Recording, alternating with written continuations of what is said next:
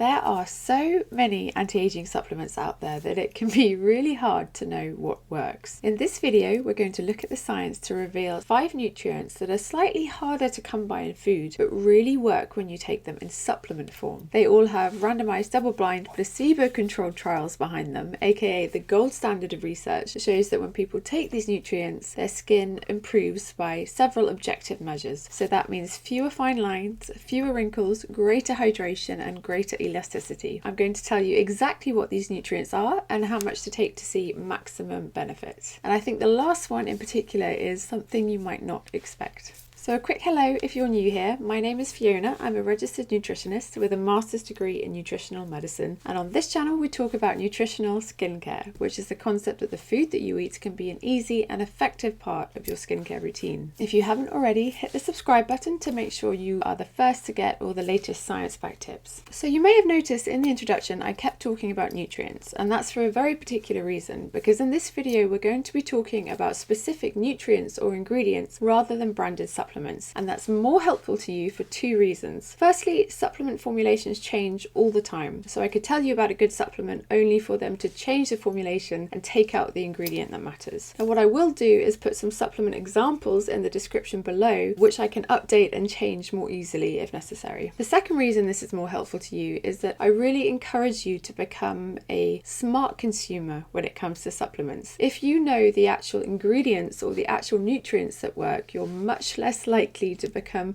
bamboozled by all the marketing spin that surrounds these things, and there's a lot. Lastly, I'm so glad you're here, but please bear in mind that this video is for educational purposes only, and it's not personalized advice. So if you're pregnant or breastfeeding or on any medication or have a health condition, you must talk to your doctor before starting any supplements. Right, so let's get into it. The first one on our list is hyaluronic acid. Now you're probably familiar with hyaluronic acid because it's a common ingredient in lots of skincare. It's a gel-like substance that helps your cells hold on to water, keeping them nice and plump. Now, your body does make hyaluronic acid, but its ability to do so declines from your late 20s onwards, hence losing plumpness and firmness in your skin. Now, you can find hyaluronic acid in bone broth, but unless you are drinking quite a large volume consistently, you're unlikely to get a meaningful amount. Hence the interest in supplements. So in one gold standard trial with people aged 35 to 64, daily supplementation with hyaluronic acid, can't say it anymore, hyaluronic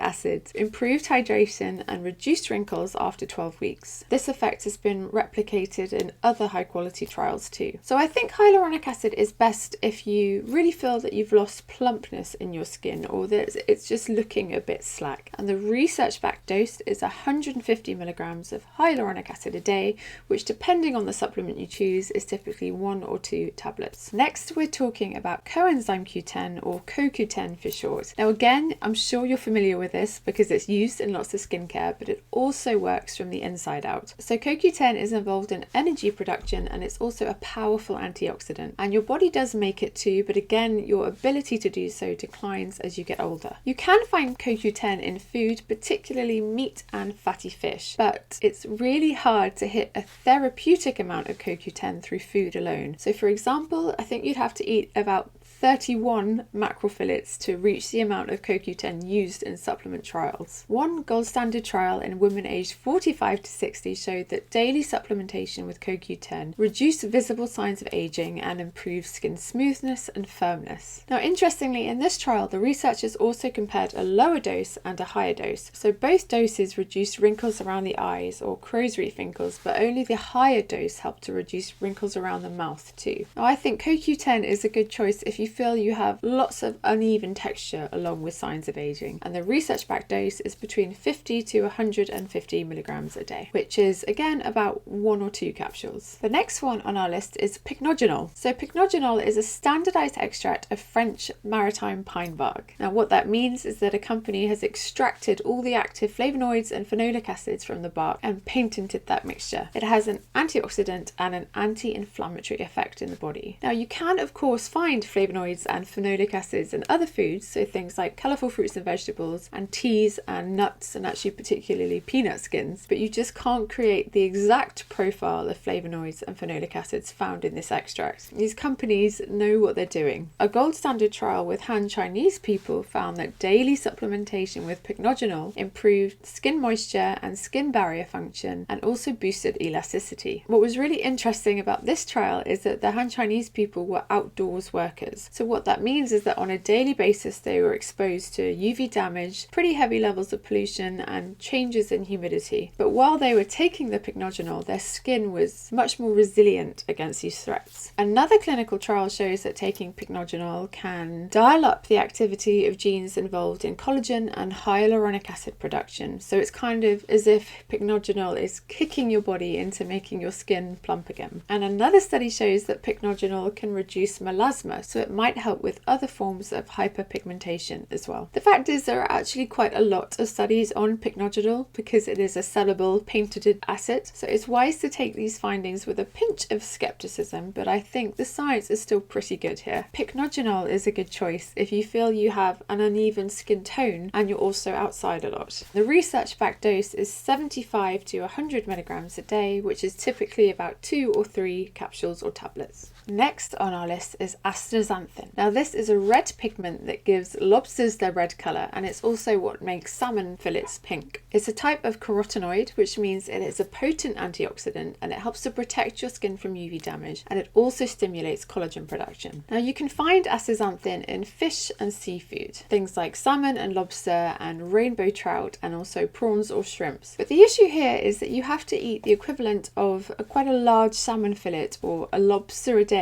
to see an effect on your skin, and I have to be honest, even I don't manage that. In a gold standard trial with women aged 35 to 60, daily supplementation with astaxanthin decreased wrinkle formation and dialed down inflammation in the skin, and researchers concluded that taking astaxanthin could actually help to slow skin aging. Now I think this one is best if you feel that your skin is a little bit lackluster or it's lost radiance along with developing signs of aging. The earlier you can start it, the better. The research-backed dose is 2 to 6 milligrams of astaxanthin a day, which is typically just 1 capsule or 1 tablet. The last one on our list is galactoilligosaccharides, or GOS for short. Now if you watched my video on supplements for your skin barrier, you would have heard me talk about this one before, and I actually love this supplement because I think it's quite a subtle, unassuming powerhouse. Galactooligosaccharides are a type of prebiotic fibre, which means they selectively encourage the growth of good bacteria in your gut, and as we all know by now, a happy gut is a prerequisite for happy skin. You can find GOS in foods, particularly beans and legumes, and actually emerging data suggests you can get about 2 grams of GOS in about half a can of chickpeas. Now I'm all about food first, but I can't deny that the supplement is very convenient too. It's a soluble powder, which means that you can stir it into basically any drink of your choice. In a gold standard trial with people aged 30 to 69, daily supplementation with GOS reduced total wrinkle area, and as I've mentioned, it also improved skin barrier function, which helps to make your skin calmer and generally less reactive. Now I think GOS is best if, along with signs of aging, you feel like your skin is quite finicky or quite sensitive. And just because of the way the supplement comes, it's also good if you don't like taking capsules or you don't like taking tablets. The research-backed dose of GOS is 2 grams a day, which is about half a teaspoon of the soluble powder. Now if you've got this far, firstly, thank you. And secondly, you might be wondering why I haven't mentioned collagen. Now collagen is far and away the most well-known anti-aging supplement, and it could be on this list because research suggests that it does work. The reason I haven't included it on this list is because I've already done a whole video on collagen supplements, which I will link up here for you. Now a couple of other things before we go. I have to tell you that supplements should only ever supplement what you're already eating. The clue is kind of in the name. A healthy, nutrient-rich diet is a foundation of age-defying skin. And if you turn to supplements before you've really kind of focused on what you're eating, it's like buying the throw cushions for your house before you've even built the walls. It's fundamentally a waste of your time and money. This supplement list has been put together on the assumption that you're already getting all the anti-aging big hitters like vitamin C and vitamin E through what you're eating. Now, I've done a video on how to eat for great skin, which kind of breaks this down and literally shows you how to put together a plate, and I will link that up here for you if you're interested. With that covered, let's talk about choosing a supplement. Now, you do not need to take all of these supplements, and nor should you try. Choose one based on which you think would better suit your skin concerns and your skin type, and commit to it for a minimum of 12 weeks or about 3 months. Now, before and after selfies can be really helpful here because the changes will be gradual, they will be subtle, but when you actually compare side by side your before and after, it can be quite surprising. Now, there's no such thing as a magic pill, but you may find that, like your favorite serum or your favorite retinol, that the right supplement can be a really powerful tool in your anti-aging box. Thank you for watching. I hope you found that interesting. If you did, please like, please subscribe, and I will see you next time for another video on nutritional skincare.